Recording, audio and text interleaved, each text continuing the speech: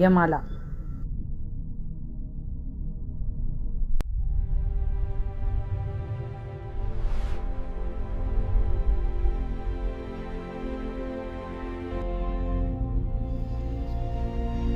मैदानात उभे राहून वर पाहिले असता आपल्याला आकाश दिसते. रात्रीच्या निरभ्र आकाशात अनेक चांदण्या दिसतात. त्या पृथ्वीपासून खूप दूरवर आहेत. काही चांदण्या मोठ्या ठळक दिसतात तर काही चांदण्या लहान व अंधुक दिसतात. आपण चांदण्याकडे जरा निरखून पाहिल्यास बऱ्याचशा चांदण्या लुकलुकताना दिसतात, पण काही चांदण्या लुकलुकत नाहीत. ज्या चांदण्या लुकलुकतात त्यांना तारे असे म्हणतात. त्यांचा प्रकाश कमी जास्त होताना दिसतो. तारे स्वयंप्रकाशित असतात. सूर्य हा एक तारा आहे. इतर ताऱ्याच्या मानाने तो आपल्यापासून जवळ आहे, म्हणून तो मोठा व तेजस्वी दिसतो. त्याच्या प्रखर प्रकाशामुळे आपल्याला दिवसा चांदण्या दिसत नाहीत. मुलांनो, ही पहा आपली सूर्यमाला. पृथ्वी हा एक ग्रह आहे. सूर्यापासून तिला प्रकाश मिळतो.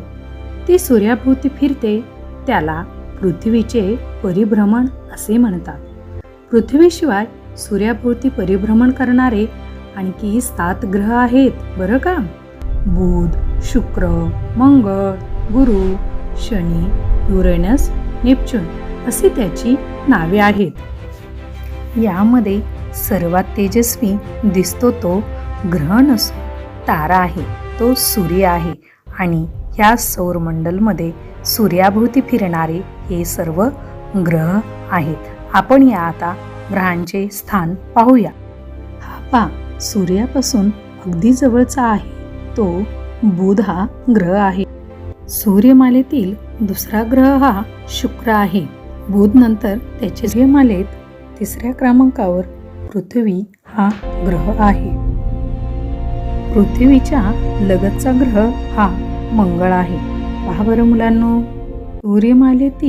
सूर्यमालेतील सर्वात मोठा दिसणारा ग्रह हा गुरु आहे. छान दिसत आहे की नाही मुलांना सूर्यमाला. हा पहा, सर्व बाजूनी कडा असणारा ग्रह तो शनी आहे. त्याला पहा आपण सर्कल केलेला आहे. लक्षात येतोय ना तुमच्या.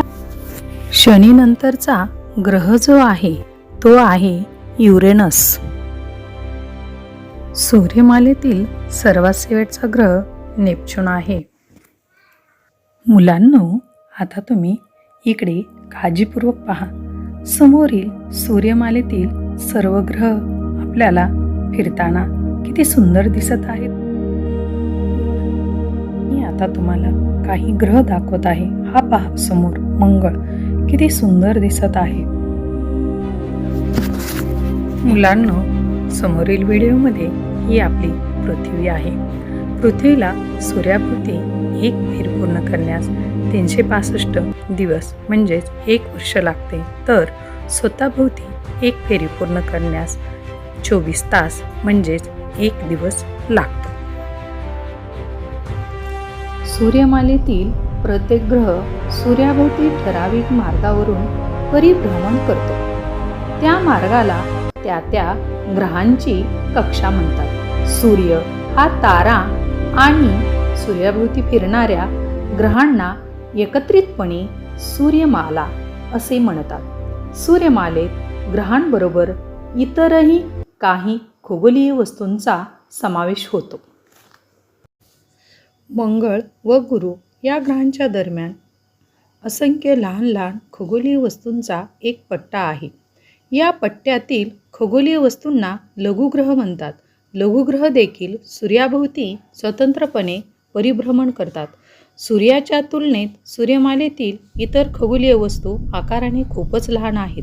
चंद्र पृथ्वीच्या सगळ्यात जवळ आहे, म्हणून तो सूर्यापेक्षा आकाराने खूप लहान असून सुद्धा आपल्याला मोठा दिसतो. गुरुत्वाकर्षण खगोलीय वस्तूंमध्ये एकमेकांना स्वतःकडे खेचण्याची म्हणजेच आकर्षित करण्याची शक्ती असते. या शक्तीला गुरुत्वाकर्षण शक्ती म्हणतात.